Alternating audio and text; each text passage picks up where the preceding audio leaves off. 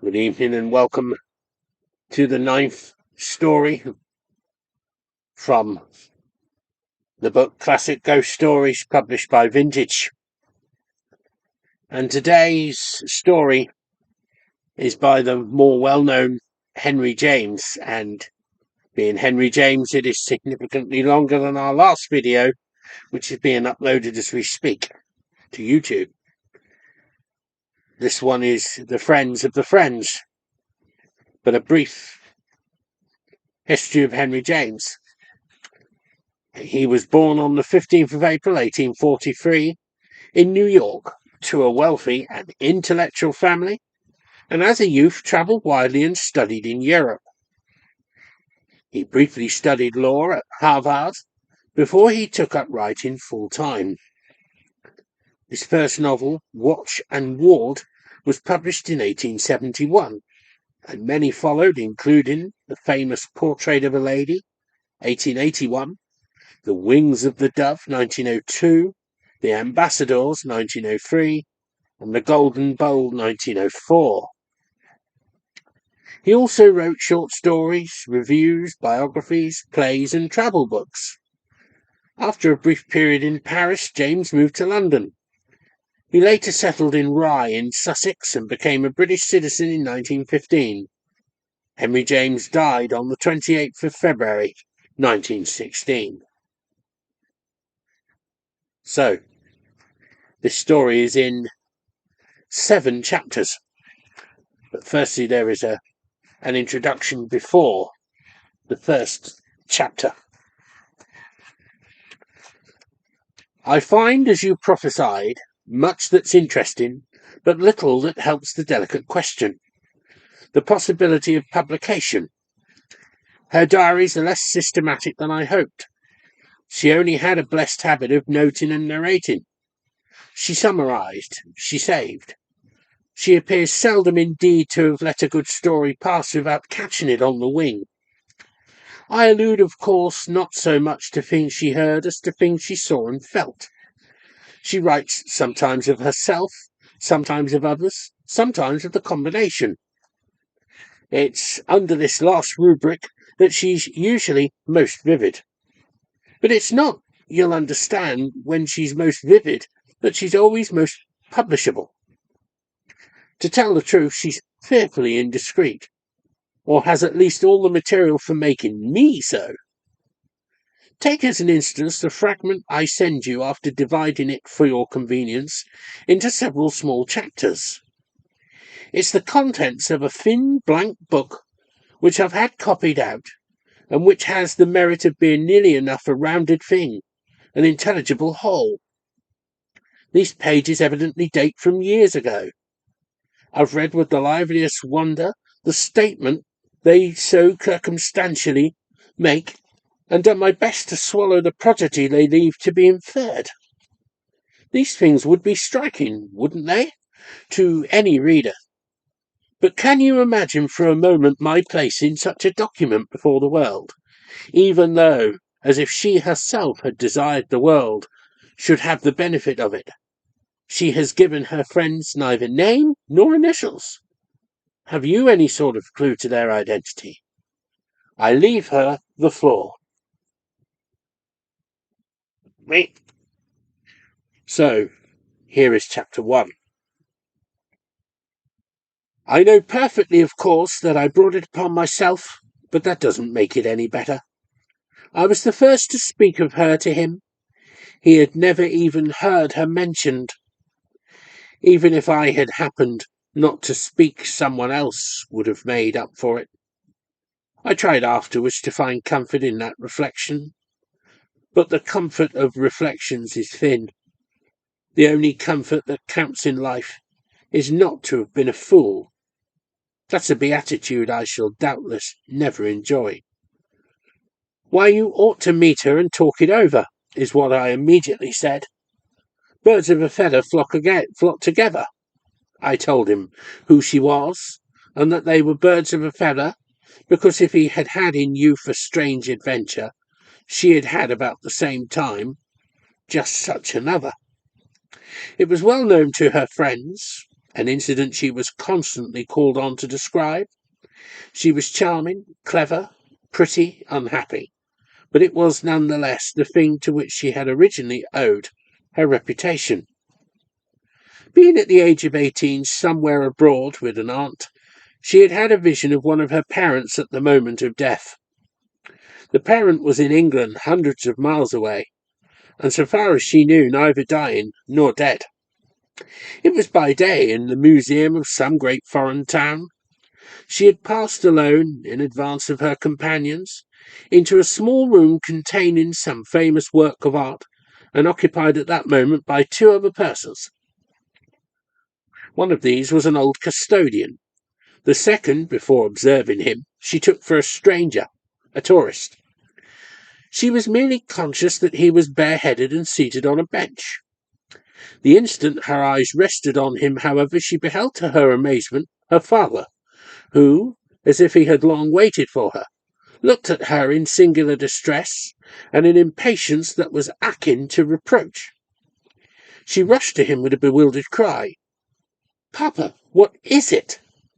But this was followed by an exhibition of still livelier feeling when on her movement he simply vanished, leaving the custodian and her relations, who were by that time at her heels, to gather round her in dismay.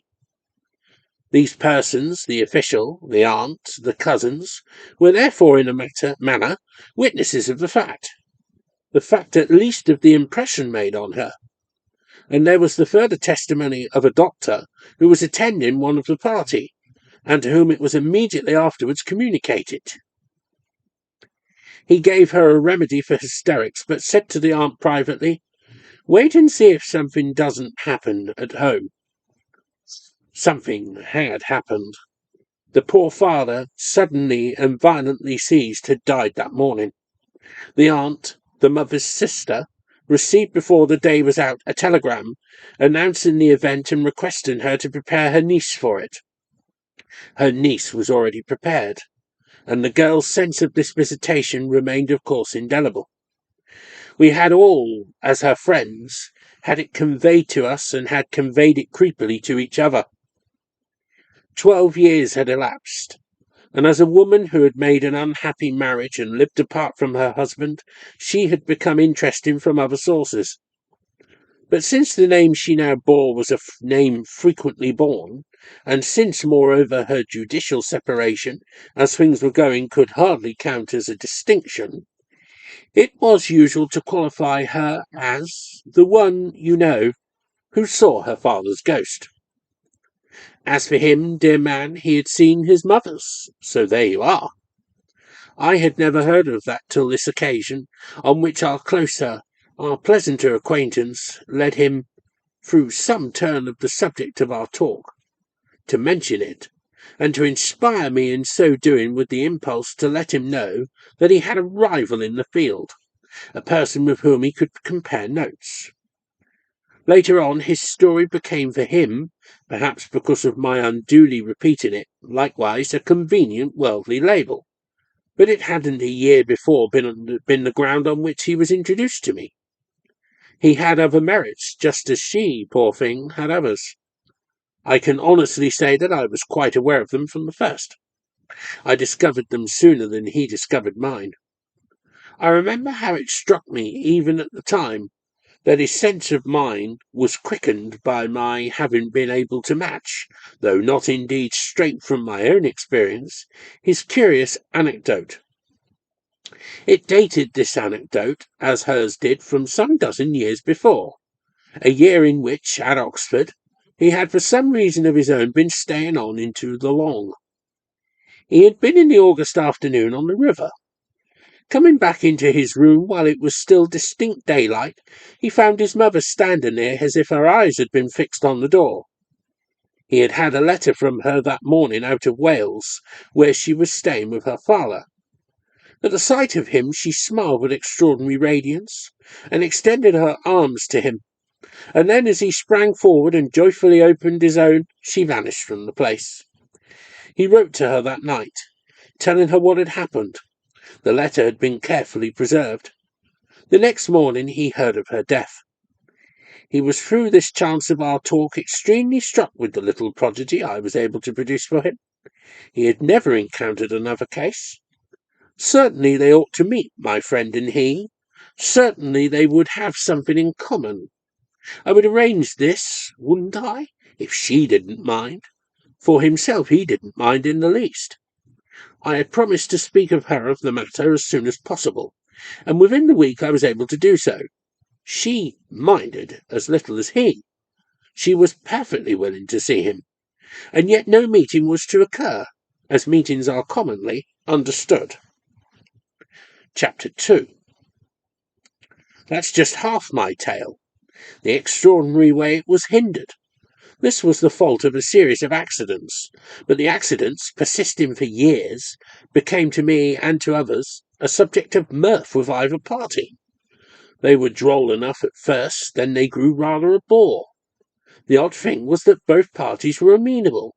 It wasn't a case of their being indifferent, much less of their being indisposed. It was one of the caprices of chance, aided, I suppose, by some rather settled opposition of their interests and habits. His was centred in his office, his eternal inspectorship, which left him small leisure, constantly calling him away, and making him break engagements.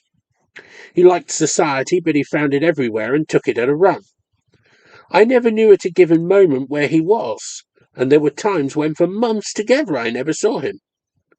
She was on her side practically suburban. She lived at Richmond and never went out. She was a woman of distinction but not of fashion, and felt, as people said, her situation. Decidedly proud and rather whimsical, she lived her life as she had planned it. There were things one could do with her, but one couldn't make her come to one's parties. One went indeed a little more than seemed quite convenient to hers, which consisted of her cousin, a cup of tea, and the view. The tea was good, but the view was familiar, though perhaps not, like the cousin, a disagreeable old maid, who had been of the group at the museum and with whom she now lived, offensively so. This connection with an inferior relative, which had partly an economic motive, she proclaimed her companion a marvellous manager, was one of the little perversities we had to forgive her. Another was her estimate of the proprieties created by her rupture with her husband. That was extreme. Many persons called it even morbid. She made no advances. She cultivated scruples. She suspected, or I should perhaps rather say, she remembered slights. She was one of the few women I've known whom that particular predicament had rendered modest rather than bold. Dear thing, she had some delicacy. Especially marked were the limits she had set to possible attentions from men. It was always her fault that her husband only waited to pounce on her. She discouraged if she didn't forbid the visits of male persons not senile. She said she could never be too careful. When I first mentioned to her that I had a friend whom fate had distinguished in the same weird way as herself, I put her quite at liberty to say, "Oh, bring him out to see me." I should probably have been able to bring him, and a situation perfectly innocent, or at any rate comparatively simple, would have been created. But she uttered no such word. She only said, "I must meet him, certainly. Yes, I shall look out for him." That caused the first delay, and meanwhile various things happened. One of them was that as time went on she made, charming as she was, more and more friends, and that it regularly befell that these friends were sufficiently also friends of his to bring him up in conversation. It was odd that without belonging, as it were, to the same world, or according to the horrid term the same set, my baffled pair should have happened in so many cases to fall in with the same people and make them join in the droll chorus. She had friends who didn't know each other, but who inevitably and punctually recommended him. She had also the sort of originality, the intrinsic interest, that led her to be kept by each of us as a private resource, cultivated jealously, more or less in secret, as a person whom one didn't meet in society, whom it was not for everyone, whom it was not for the vulgar, to approach, and with whom, therefore, acquaintance was particularly difficult and particularly precious.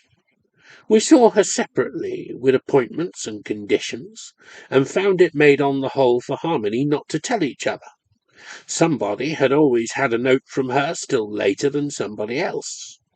There was some silly woman who for a long time, among the unprivileged, owed to 3 simple visits to Richmond a reputation for being intimate with lots of awfully clever, out-of-the-way people.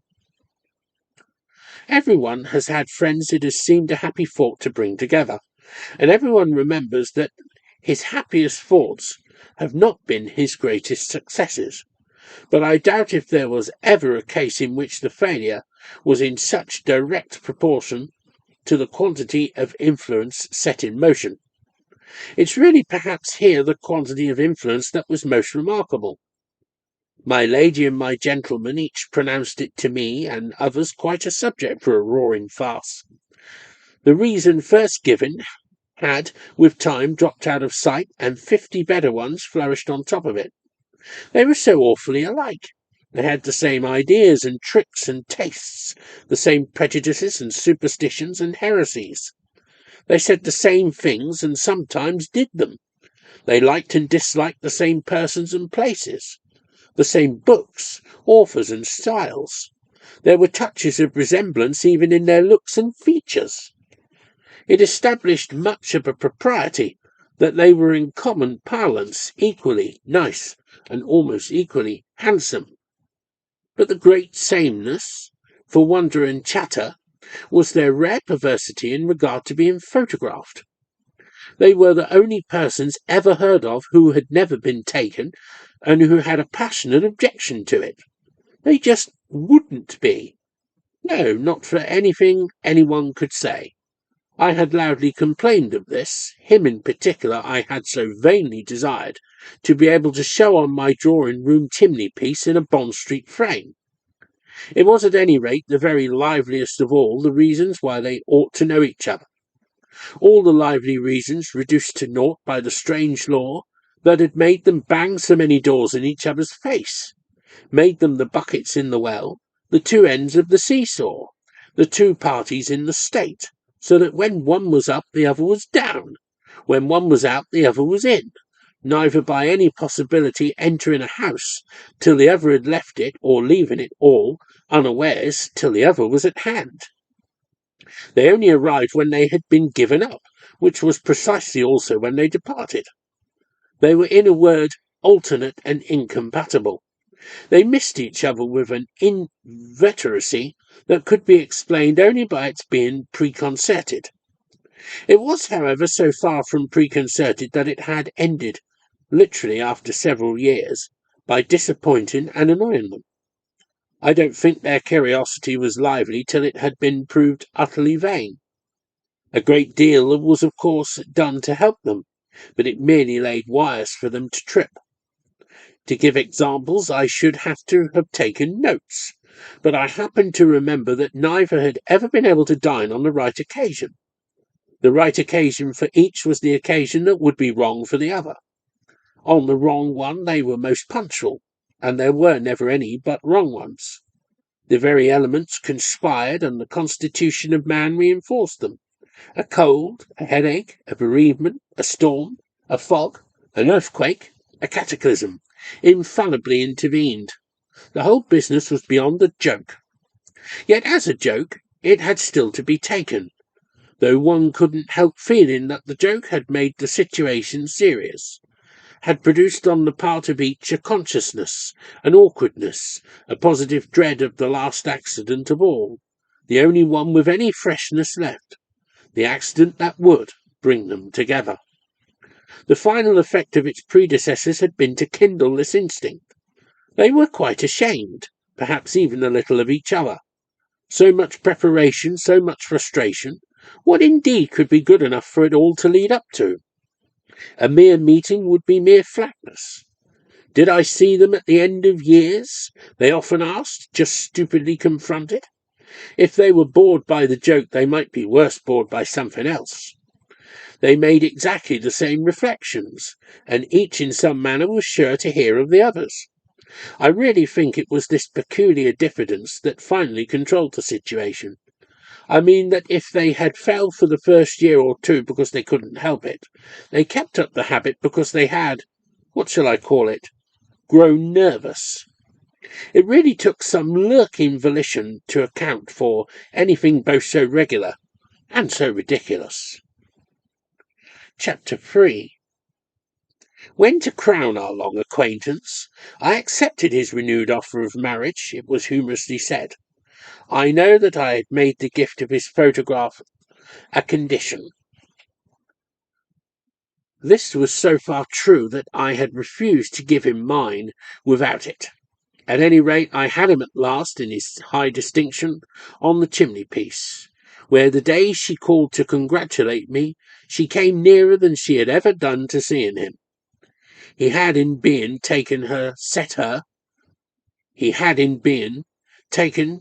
set her an example that I invited her to follow. He had sacrificed his perversity. Wouldn't she sacrifice hers? She too must give me something on my engagement. Wouldn't she give me the companion piece? She laughed and shook her head. She had head shakes whose impulse seemed to come from as far away as the breeze that stirs a flower. The companion piece to the portrait of my future husband was the portrait of his future wife. She had taken her stand. She could depart from it as little as she could explain it. It was a prejudice, an entêtement, a vow. She would live and die unphotographed. Now, too, she was alone in that state. This was what she liked. It made her so much more original. She rejoiced in the fall of her late associate, and looked a long time at his picture, about which she made no memorable remark, though she even turned it over to see the back. About our engagement she was charming, full of cordiality and sympathy. You've known him even longer than I've not, she said, and that seems a very long time. She understood how we had jogged together over hill and dale, and how inevitable it was that we should now rest together. I'm definite about all this because what followed is so strange that it's a kind of relief to me to mark the point up to which our relations were as natural as ever. It was I myself who in a sudden madness altered and destroyed them. I see now that she gave me no pretext, and that I only found one in the way she looked at the fine face in the Bond Street frame. How then would I have had her look at it? What I had wanted from the first was to make her care for him. Well, that was what I still wanted, up to the moment of her having promised me she would on this occasion really aid me to break the silly spell that had kept them asunder. I had arranged with him to do his part if she would as triumphantly do hers. I was on a different footing now. I was on a footing to answer for him. I would positively engage that at 5 on the following Saturday he should be on that spot. He was out of town on pressing business, but, pledged to keep his promise to the letter, would return on purpose and in abundant time. Are you perfectly sure? I remember she asked, looking grave and considering. I thought she had turned a little pale. She was tired. She was indisposed. It was a pity he was to see her after all at so poor a moment. If he only could have seen her 5 years before. However, I replied that this time I was sure, and that success therefore depended simply on herself. At 5 o'clock on the Saturday she would find him in a particular chair, I pointed out, the one in which he usually sat, and in which, though this I didn't mention, he had been sitting when the week before he put the question of our future to me in the way that had brought me round. She looked at it in silence, just as she had looked at the photograph, while I repeated for the 20th time that it was too preposterous one shouldn't somehow succeed in introducing to one's dearest friend one's second self. Am I your dearest friend? She asked with a smile that for a moment brought back her beauty. I replied by pressing her to my bosom, after which she said, Well, I'll come. I'm extraordinarily afraid, but you may count on me. When she had left me, I began to wonder what she was afraid of, for she had spoken as if she fully meant it. The next day, late in the afternoon, I had 3 lines from her. She had found on getting home the announcement of her husband's death. She hadn't seen him for 7 years, but she wished me to know it in this way before I should hear of it in another. It made, however, in her life, strange and sad to say, so little difference that she would scrupulously keep her appointment. I rejoiced for her. I supposed it would make at least the difference of her having more money, but even in this diversion, far from forgetting she had said she was afraid, I seemed to catch sight of a reason for her being so. Her fear, as the evening went on, became contagious, and the contagion took in my breast the form of a sudden panic. It wasn't jealousy, it just was the dread of jealousy. I called myself a fool for not having been quiet till we were man and wife. After that I should somehow feel secure. It was only a question of waiting another month. A trifle surely for people who had waited so long. It had been plain enough she was nervous, and now she was free her nervousness wouldn't be less. What was it, therefore, but a sharp foreboding? She had been hitherto the victim of interference, but it was quite possible she would henceforth be the source of it. The victim in that case would be my simple self. What had the interference been but the finger of Providence pointing out a danger? The danger was, of course, for poor me. It had been kept at bay by a series of accidents unexampled in their frequency, but the reign of accident was now visibly at an end. I had an intimate conviction that both parties would keep the tryst. It was more and more impressed on me that they were approaching, converging. They were like the seekers for the hidden object in the game of blindfold. They had one and the other begun to burn. We had talked about breaking the spell. Well, it would be effectually broken, unless indeed it should merely take another form and overdo their encounters as it had overdone their escapes. This was something I couldn't sit still for thinking of. It kept me awake. At midnight I was full of unrest. At last I felt there was only one way of laying the ghost. If the reign of accident was over, I must just take up the succession. I sat down and wrote a hurried note which would meet him on his return, and which, as the servants had gone to bed, I sallied forth bareheaded into the empty, gusty street to drop into the nearest pillar-box. It was to tell him that I shouldn't be able to be at home in the afternoon, as I had hoped, and that he must postpone his visit till dinner-time. This was an implication that he would find me alone.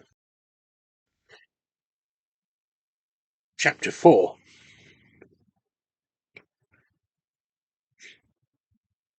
When accordingly, at 5, she presented herself, I naturally felt false and base. My act had been a momentary madness, but I had at least, as they say, to live up to it. She remained an hour. He, of course, never came, and I could only persist in my perfidy. I had thought it best to let her come. Singular as this now seems to me, I held it diminished my guilt. Yet as she sat there so visibly white and weary, stricken with a sense of everything her husband's death had opened up, I felt a really piercing pang of pity and remorse. If I didn't tell her on the spot what I had done, it was because I was too ashamed. I feigned astonishment. I feigned it to the end. I protested that if ever I had had confidence, I had had it that day. I blush as I tell my story. I take it as my penance. There was nothing indignant I didn't say about him. I invented suppositions, attenuations. I admitted in stupefaction, as the hands of the clock travelled, that their luck hadn't turned. She smiled at this vision of their luck, but she looked anxious. She looked unusual. The only thing that kept me up was the fact that, oddly enough, she wore mourning. No great depths of crape, but simple and scrupulous black. She had in her bonnet 3 small black feathers. She carried a little muff of astrakhan. This put me, by the aid of some acute reflection, a little in the right. She had written to me that the sudden event made no difference for her, but apparently it made as much difference as that. If she was inclined to the usual forms, why didn't she observe that of not going the first day or 2 out to tea? There was someone she wanted so much to see that she couldn't wait till her husband was buried. Such a betrayal of eagerness made me hard and cruel enough to practise my odious deceit, though at the same time, as the hour waxed and waned, I suspected in her something deeper still than disappointment, and somewhat less successfully concealed.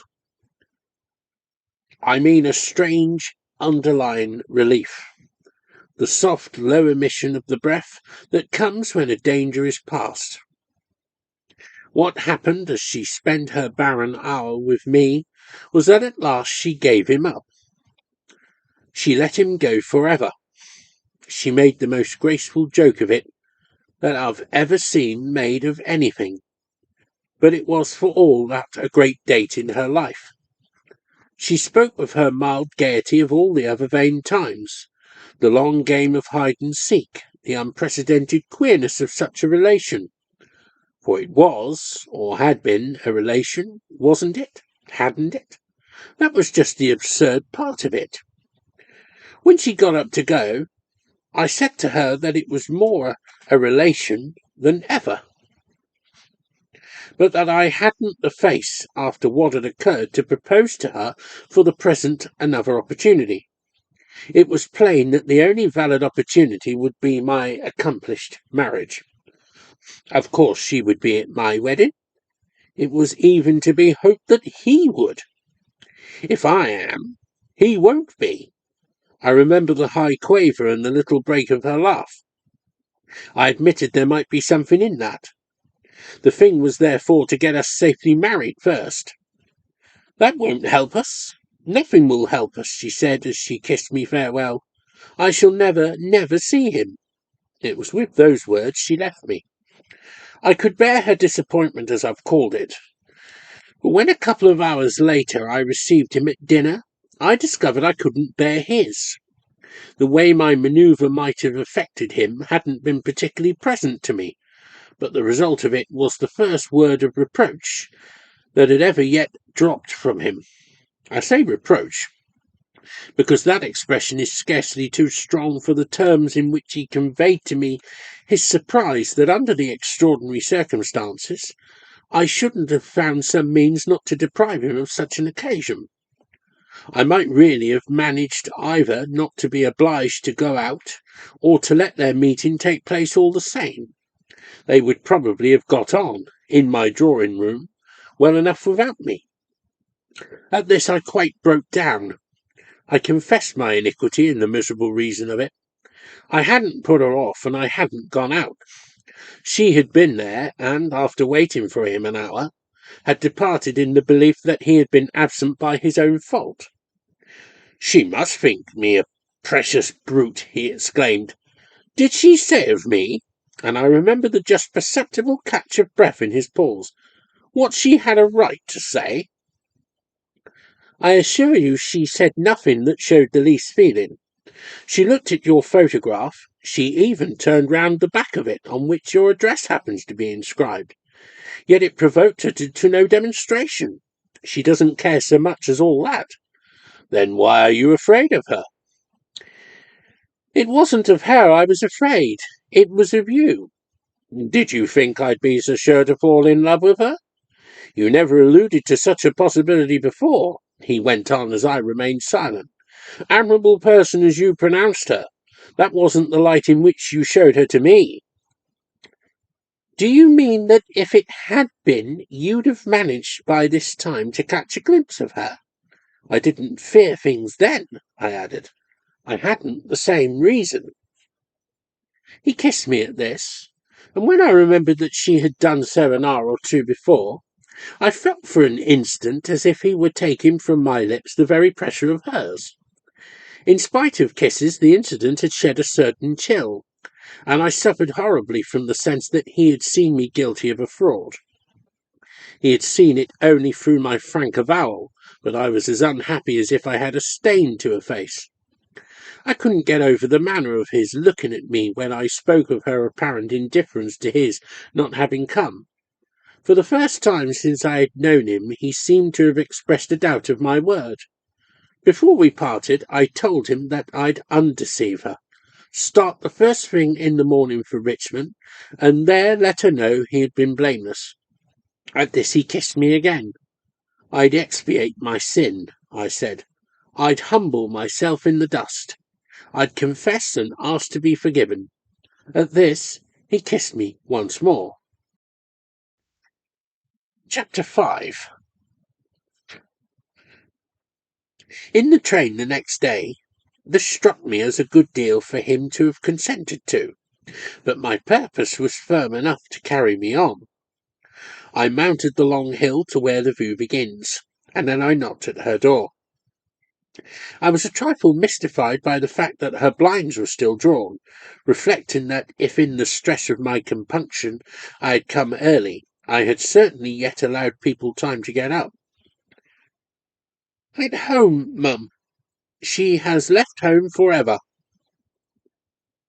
I was extraordinarily startled by this announcement of the elderly parlour-maid. "She has gone away. She has gone away? She's dead, Mum, please." Then as I gasped at the horrible word, "She died last night." The loud cry that escaped me sounded even in my own ears like some harsh violation of the hour. I felt for the moment as if I had killed her. I turned faint and saw through a vagueness the woman hold out her arms to me. Of what next happened, I've no recollection, nor of anything but my friend's poor stupid cousin, in a darkened room, after an interval that I suppose very brief, sobbing at me in a smothered accusatory way.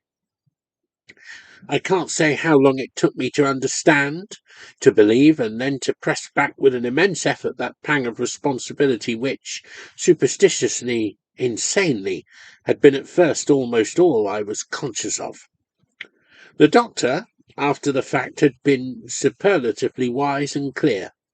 He was satisfied of a long latent weakness of the heart, determined probably years before by the agitations and terrors to which her marriage had introduced her. She had had in those days cruel scenes with her husband. She had been in fear of her life. All emotion, everything in the nature of anxiety and suspense had been after that to be strongly deprecated, as in her marked cultivation of a quiet life she was evidently well aware. But who could say that anyone, especially a real lady, might be successfully protected from every little rub? She had had one a day or two before in the news of her husband's death, since there were shocks of all kinds, not only those of grief and surprise. For that matter, she had never dreamed of so near a release. It had looked uncommonly as if he would live as long as herself. Then in the evening, in town, she had manifestly had some misadventure. Something must have happened there that it would be imperative to clear up. She had come back very late. It was past 11 o'clock, and on being met in the hall by her cousin, who was extremely anxious, had allowed she was tired and must rest a moment before mounting the stairs. They had passed together into the dining-room, her companion proposing a glass of wine and bustling to the sideboard to pour it out. This took but a moment, and when my informant turned round, our poor friend had not had time to seat herself. Suddenly, with a small moan that was barely audible, she dropped upon the sofa. She was dead. What unknown little rub had dealt her the blow? What concussion in the name of wonder had awaited her in town? I mentioned immediately the one thinkable ground of disturbance, her having failed to meet at my house, to which by invitation for the purpose she had come at 5 o'clock, the gentleman I was to be married to, who had been accidentally kept away, and with whom she had no acquaintance whatever. This obviously counted for little, but something else might easily have occurred. Nothing in the London streets was more possible than an accident, especially an accident in those desperate cabs. What had she done? Where had she gone on leaving my house? I had taken for granted she had gone straight home. We both presently remembered that in her excursions to town she sometimes, for convenience, for refreshment, spent an hour or two at the Gentlewoman, the quiet little ladies' club, and I promised that it should be my first care to make at that establishment an earnest appeal. Then we entered the dim and dreadful chamber where she lay locked up in death, and where, asking after a little to be left alone with her, I remained for half an hour. Death had made her, had kept her beautiful, but I felt above all, as I kneeled at her bed, that it had made her and kept her silent. It had turned the key on something I was concerned to know. On my return from Richmond, and after another duty had been performed, I drove to his chambers. It was the first time, but I had often wanted to see them. On the staircase, which, as the house contained 20 sets of rooms, was unrestrictedly public, I met his servant, who went back with me and ushered me in. At the sound of my entrance, he appeared in the doorway of a further room, and the instant we were alone, I produced my news. "She's dead." "Dead?" He was tremendously struck, and I noticed he had no need to ask whom in this abruptness I meant. "She died last evening, just after leaving me." He stared with the strangest expression, his eyes searching mine as for a trap. "Last evening? After leaving you?" He repeated my words in stupefaction. Then he brought out so that it was in stupefaction I heard. "Impossible! I saw her." "You saw her?" "On that spot, where you stand." This called back to me after an instant, as if to help me to take it in, the great wonder of the warning of his youth. "In the hour of death, I understand, as you so beautifully saw your mother." "Ah, not as I saw my mother. Not that way, not that way." He was deeply moved by my news, far more moved, it was plain, than he would have been the day before. It gave me a vivid sense that, as I had then said to myself, there was indeed a relation between them, and that he had actually been face to face with her. Such an idea, by its reassertion of his extraordinary privilege, would have suddenly presented him as painfully abnormal, hadn't he vehemently insisted on the difference. "I saw her living. I saw her to speak to her. I saw her as I see you now." It's remarkable that for a moment, though only for a moment, I found relief in the more personal, as it were, but also the more natural, of the two odd facts. The next, as I embraced this image of her having come to him on leaving me, and of just what it accounted for in the disposal of her time, I demanded with a shade of harshness of which I was aware, "What on earth did she come for?" He had now had a minute to think, to recover himself, and judge of effects, so that if it was still with excited eyes he spoke, he showed a conscious redness, and made an inconsequent attempt to smile away the gravity of his words. "She came just to see me. She came, after what had passed at your house, so that we should, nevertheless, at last meet. The impulse seemed to me exquisite, and that was the way I took it. I looked round the room where she had been, and I never had till now." "And was the way you took it the way she expressed it?" "She only expressed it by being here and by letting me look at her. That was enough," he cried with an extraordinary laugh. I wondered more and more. "You mean she didn't speak to you?" "She said nothing. She only looked at me as I looked at her." "And you didn't speak either?" He gave me again his painful smile. "I thought of you. The situation was every way delicate. I used the finest tact, but she saw she had pleased me." He even repeated his dissonant laugh. She evidently pleased you. Then I thought a moment. How long did she stay? How can I say? It seemed 20 minutes, but it was probably a good deal less. 20 minutes of silence? I began to have my definite view, and now in fact quite to clutch at it. Do you know you're telling me a thing positively monstrous? He had been standing with his back to the fire. At this, with a pleading look, he came to me. I beseech you, dearest, to take it kindly. I could take it kindly, and I signified as much, but I couldn't somehow, as he rather awkwardly opened his arms, let him draw me to him. So there fell between us, for an appreciable time, the discomfort of a great silence. Chapter 6. He broke it by presently saying, There's absolutely no doubt of her death. Unfortunately none. I've just risen from my knees by the bed where they've laid her out. He fixed his eyes hard on the floor, then he raised them to mine. How does she look? She looks at peace. He turned away again while I watched him, but after a moment he began, At what hour, then? It must have been near midnight. She dropped as she reached her house. From an affection of the heart which she knew herself and her physician knew her to have, but of which, patiently, bravely, she had never spoken to me. He listened intently and for a minute was unable to speak. At last he broke out with an accent of which the almost boyish confidence, the really sublime simplicity, rings in my ears as I write. Wasn't she wonderful?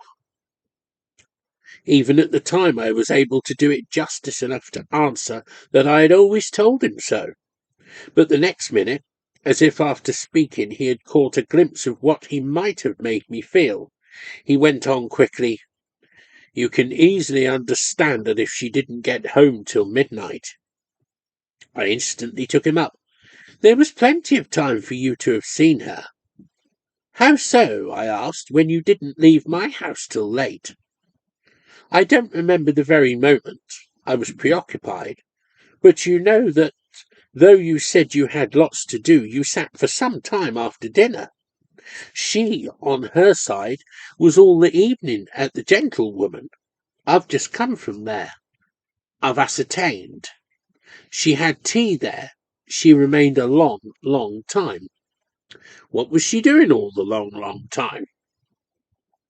I saw him eager to challenge at every step my account of the matter, and the more he showed this, the more I was moved to emphasize that version, to prefer with apparent perversity an explanation which only deepened the marvel and the mystery, but which, of the two prodigies it had to choose from, my reviving jealously found easiest to accept.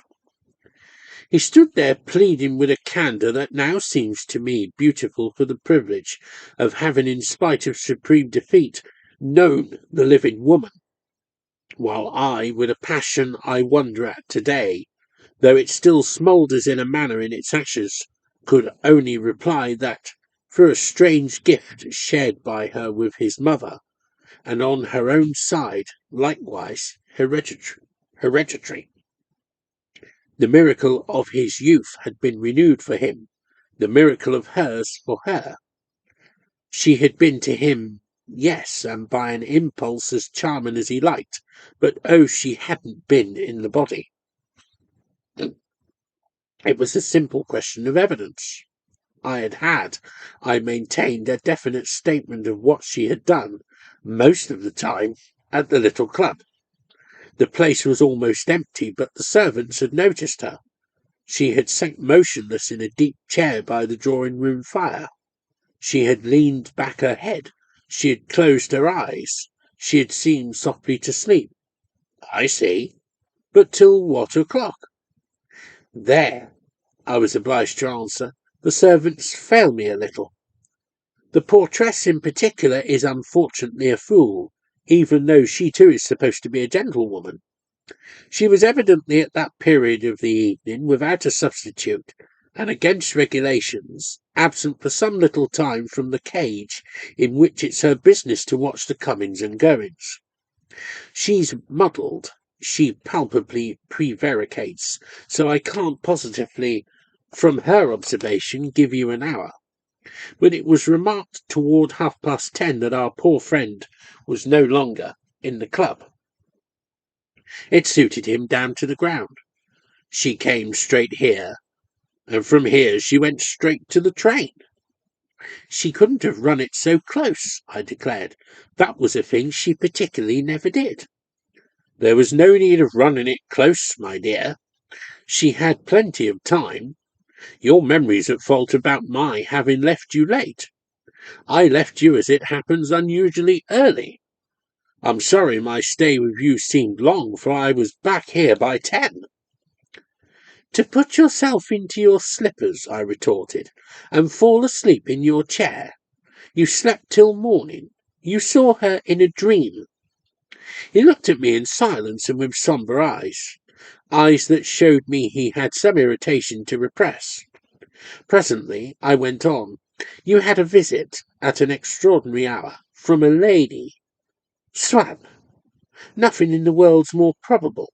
But there are ladies and ladies. How in the name of goodness, if she was unannounced and dumb, and you had into the bargain never seen the least portrait of her, how could you identify the person we're talking of?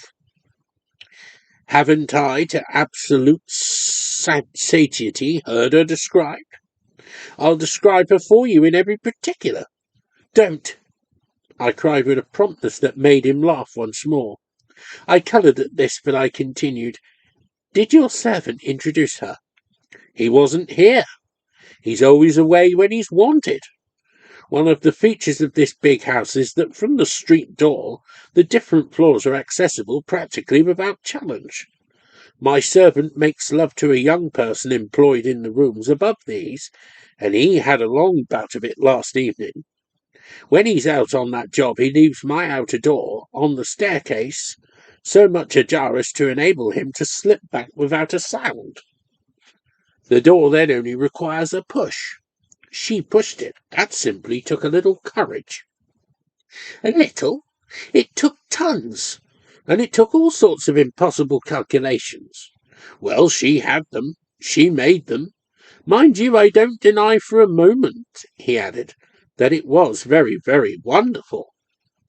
Something in his tone kept me a time from trusting myself to speak. At last I said, How did she come to know where you live? By remembering the address on the little label. The shop people happily left sticking to the frame I had had made for my photograph. And how was she dressed? In mourning, my own dear. No great depths of crape, but simple and scrupulous black. She had in her bonnet 3 small black feathers. She carried a little muff of astrachan. She has near the left eye, he continued, a tiny vertical scar. I stopped him short. The mark of a caress from her husband. Then I added, How close you must have been to her. He made no answer to this, and I thought he blushed, observing which I broke straight off. Well, good-bye.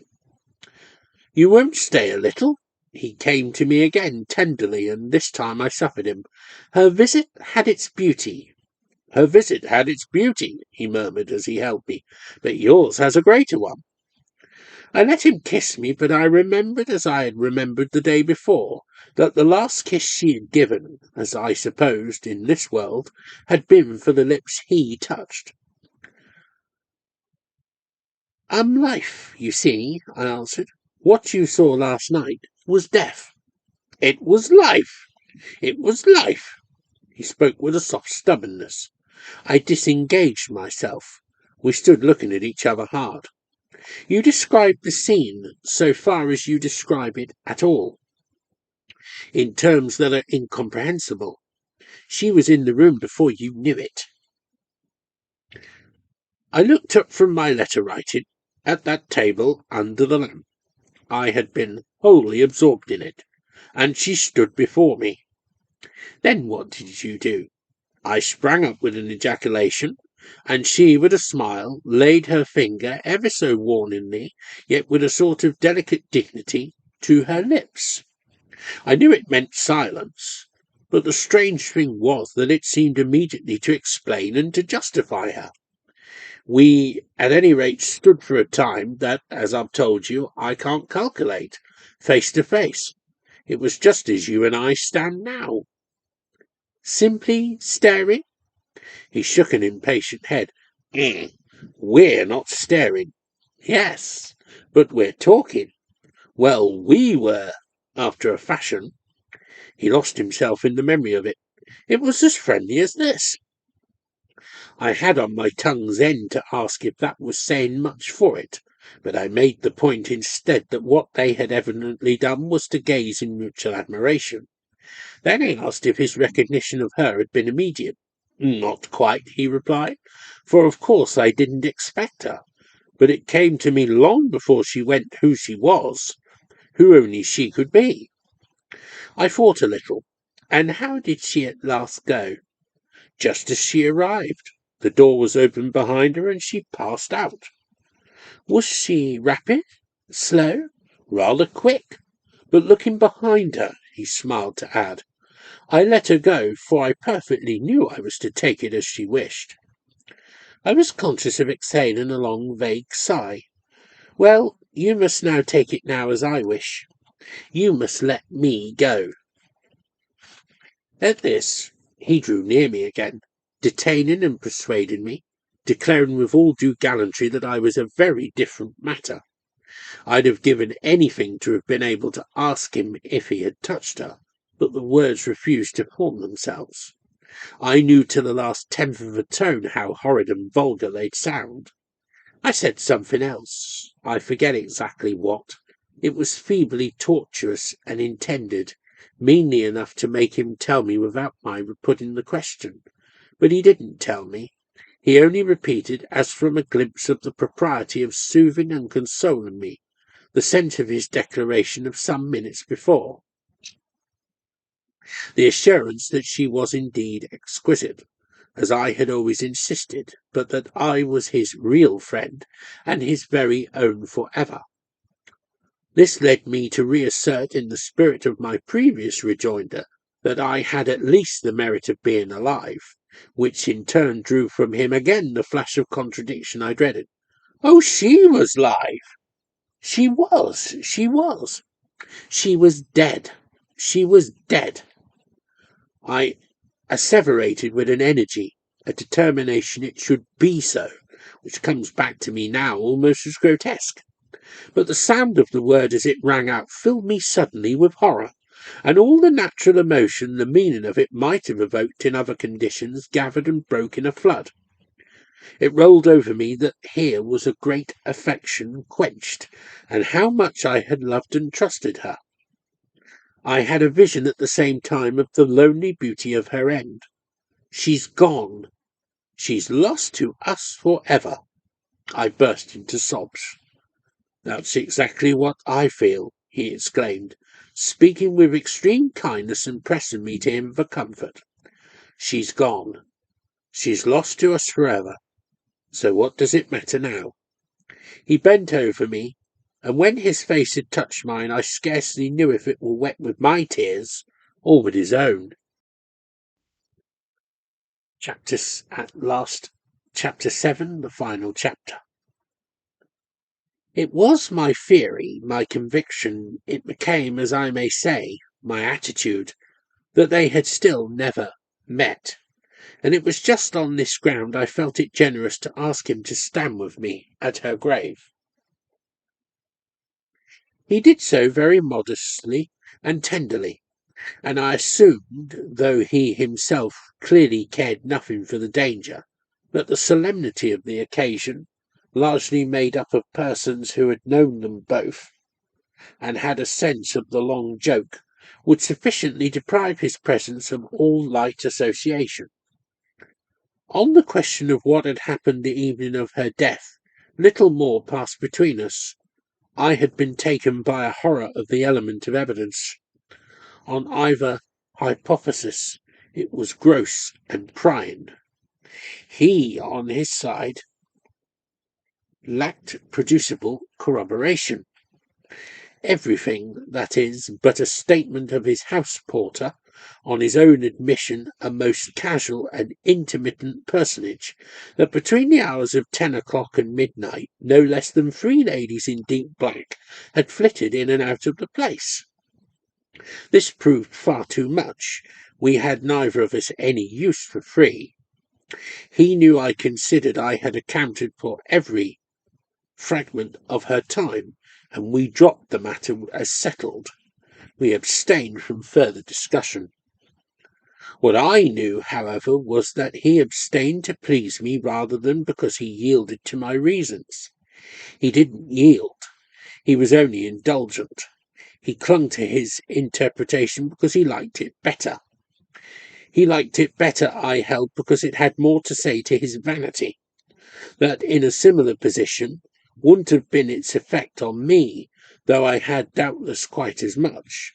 But these are things of individual humour, and as to which no person can judge for another. I should have supposed it more gratifying to be the subject of one of those inexplicable occurrences that are chronicled in thrilling books and disputed about at learned meetings.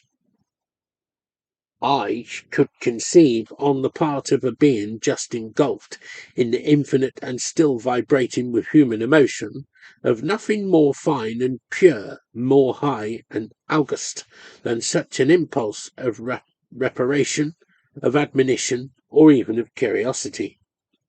That was beautiful, if one would, and I should in his place have thought more of myself for being so distinguished and so selected. It was public that he had long figured in that life, and what was such a fact in itself but almost a proof?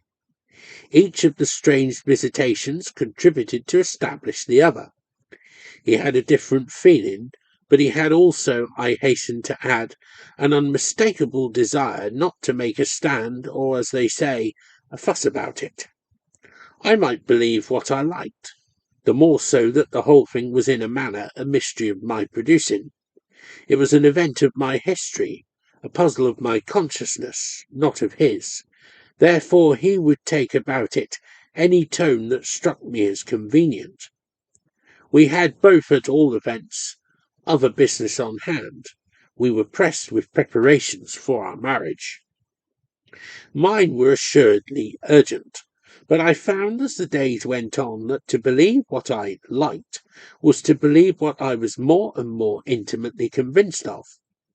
I found also that I didn't like it so much as that came to, or that the pleasure at all events was far from being the cause of my conviction. My obsession, as I may really call it, and as I began to perceive, refused to be elbowed away, as I had hoped, by my sense of paramount duties. If I had a great deal to do, I had still more to think of, and the moment came when my occupations were gravely menaced by my thoughts. I see it all now. I feel it. I live it over. It's terribly void of joy. It's full indeed to overflowing of bitterness. And yet I must do myself justice. I couldn't have been other than I was. The same strange impressions, had I to meet them again, would produce the same deep anguish, the same sharp doubts, the same still sharper certainties. Oh, it's all easier to remember than to write. But even could I retrace the business hour by hour, could I find terms for the inexpressible, the ugliness and the pain would quickly stay my hand. Let me then note very simply and briefly that a week before our wedding day, 3 weeks after her death, I knew in all my fibres that I had something very serious to look in the face, and that if I was to make this effort, I must make it on the spot and before another hour should elapse. My unextinguished jealousy, that was the Medusa mask. It hadn't died with her death. It had lividly survived, and it was fed by suspicions unspeakable. They would be unspeakable today, that is, if I hadn't felt the sharp need of uttering them at the time. This need took possession of me, to save me, as it seemed, from my fate. When once it had done so, I saw, in the urgency of the case, the diminishing hours and shrinking interval. Only one issue, that of absolute promptness and frankness. I could at least not do him the wrong of delaying another day. I could at least treat my difficulty as too fine for a subterfuge. Therefore, very quietly, but none the less abruptly and hideously, I put it before him on a certain evening that we must reconsider our situation and recognize that it had completely altered. He stared bravely. How in the world altered? Another person has come between us. He took but an instant to think. I won't pretend not to know whom you mean. He smiled in pity for my aberration, but he meant to be kind. A woman, dead and buried? She's buried, but she's not dead. She's dead for the world. She's dead for me, but she's not dead for you. You hark back to the different construction we put on her appearance that evening? No, I answered. I hark back to nothing. I've no need of it. I've more than enough with what's before me. And pray, darling, what may that be? You're completely changed. By an absurdity, he laughed. Not so much by that one as by other absurdities that have followed it. And what may they have been? We had faced each other fairly, with eyes that didn't flinch, but his had a dim, strange light, and my certitude triumphed in his perceptible paleness. Do you really pretend, I asked, not to know what they are? My dear child, he replied, you described them too sketchily. I considered a moment. One may well be embarrassed to finish the picture, but from that point of view, and from the beginning, what was ever more embarrassing than your idiosyncrasy? He invoked his vagueness, a thing he always did beautifully. My idiosyncrasy? Your notorious, your peculiar power. He gave a great shrug of impatience, a groan of overdone disdain. Oh, my peculiar power! Your accessibility to forms of life, I coldly went on. Your command of impressions, appearances, contacts, closed for our gain or our loss, to the rest of us. That was originally a part of the deep interest with which you inspired me. One of the reasons I was amused. I was indeed positively proud to know you. It was a magnificent distinction. It's a magnificent distinction still. But of course I had no prevision then of the way it would operate now. And even had that been the case, I should have had none of the extraordinary way in which its action would affect me. To what in the name of goodness, he pleadingly inquired, are you fantastically alluding? And as I remained silent, gathering a tone for my charge, how in the world does it operate? He went on, and how in the world are you affected? She missed you for 5 years, I said, but she never misses you now. You're making it up. Making it up? He had begun to turn from white to red. You see her.